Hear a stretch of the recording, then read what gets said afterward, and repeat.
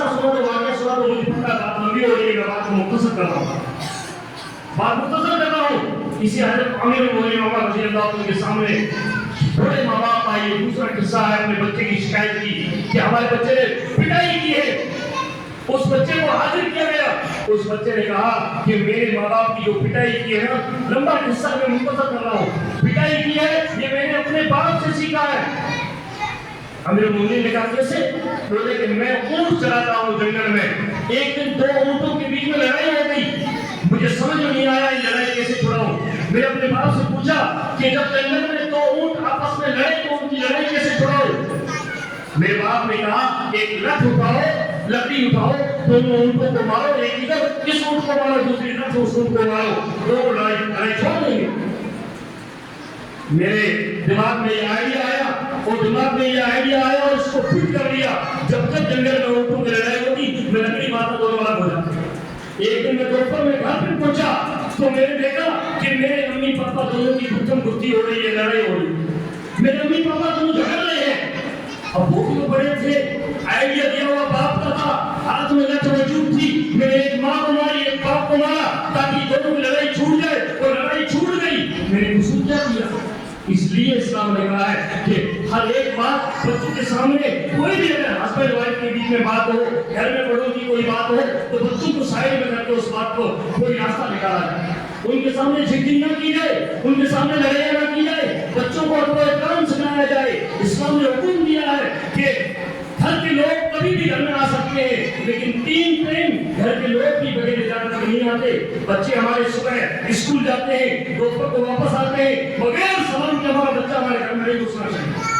اس کو یہ ادب سکھلایا جائے کہ بچہ وہاں ادب کے ساتھ آئے، سلام کر کے آئے. عشاء کے بعد بھی اگر ہمارے جوان بچے دوبارہ بیٹھے رہتے ہیں لوگوں اور چڑھوں پہ آدھی رات کو گھر میں گھستے ہیں، حالانکہ ان کا یہ طریقہ غلط ہے، ان کو بھی سکھلایا جائے کہ بغیر اجازت کے آپ اس طرح نہیں آ سکتے. کوئی آدھی رات کو ہمارا گھر کا آدمی باہر سے آدھی رات کو گھر پہ آ رہا ہے، اس کو بھی یہ تمیز ہونا چاہیے کہ گھر میں اجازت لے کے آئیں اور حکم لے کے آئیں اور اطلاع کر کے گھر کے اندر آئیں. اس لیے بچوں کی تربیت کی لائن سے ہم نے سارے کو اچھے نام رکھیں، اچھی تربیت کریں، استاد و احترام کریں. دوسری بات، جب ہم بچوں کو جن استادوں کے پاس پڑھنے بھیج رہے ہیں ان کا بھی ادب و احترام کرنا ہمارے ذمہ ہے. ہم ان کے شکر گزار بنیں، ان کے احسان مانیں ان کا کہ وہ ہمارے بچوں کو دینی تعلیم سکھا رہے ہیں. مائی بہنیں غور سے سن لے، ایک بچہ، 2 بچہ تمہارے گھر میں چھوٹے بچے ہو، وہ کبھی کبھی اس طرح آپس میں لڑائی اور تنگ کرتے ہیں کہ ہم تنگ ہو جاتی ہیں. ہماری مائی بہنیں گالیاں بھی بکتی ہیں اور ان کو مار پیٹ بھی کرتی ہے. آپ اندازہ لگاؤ، ایک مولوی بیچارہ 60-70 بچوں کو ایک ہال میں لے کے بیٹھا ہے، معصوم بچے ہیں، وہ شور بھی کرتے ہیں، پھر بھی ان کی تربیت کرتا ہے، ان کو سمجھاتا ہے. اور کبھی اگر کوئی تھپڑ لگ گئی، اس نے جان بوجھ کر کوئی استاد نہیں مانگا. میں نے کھڑے کر کے خدا کی قسم، ماں باپ سے زیادہ استاد بچوں کے مانگنے بڑے مشکل اور مہربان ہو. اور دنیا میں کوئی انسان ایسے ہیں جو بچوں کی بلندی پہ، بچوں کے کامیاب ہونے پہ جلتے نہیں ہیں، حسد نہیں ہوتا، بلکہ ان کا سینہ چوڑا ہو جاتا ہے. ایک ماں باپ ہے، جب ان کا بچہ کامیاب ہوتا ہے تو ماں باپ کا سینہ چوڑا ہو جاتا ہے، میرا بچہ ہے کامیاب ہو گیا ہے. دوسرے استاد ہیں بنانے والے، ان کے ٹیچر ہیں جو دینی تعلیم دے رہے ہیں، ان کا جب شاگرد بلندیوں کو چھوتا ہے، کامیاب ہوتا ہے، تو استاد کا سینہ چوڑا ہو جاتا ہے. جب وہ حافظ بن کے آتا ہے، مولوی بن کے آتا ہے، مکتب میں پڑھا ہوا ہے، استاد اس کے ادب و احترام میں کھڑا ہو جاتا ہے. اور سن لو، یہ بچے جو آج استاد کے سامنے تھپڑ کھا رہے ہیں، ان تھپڑوں کو برداشت کر لو. خدا کی قسم دنیا کے تھپڑوں سے یہ بچے بچ جائیں گے. میری مائی بہنیں جو زیورات پہن کے بیٹھی ہے، سونا چاندی جو پہن کے بیٹھی ہوئی ہے، جو ہیرے جواہرات ہوتے ہیں، یہ پتھر ہے، پتھروں کی نکلی ہوئی کھانوں سے چیزیں ہیں.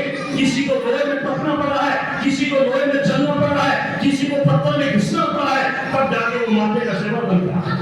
یہ سونا چاندی ایسے ہی زیور نہیں بنتے. ان کو وہ سونار لوہے میں ٹپاتا ہے، اس کو کھودتا ہے، اس کو ٹھوکتا ہے، اس کے اوپر وزن ڈالتا ہے، تب جا کے وہ ماتھے کا زیور بنتے ہیں.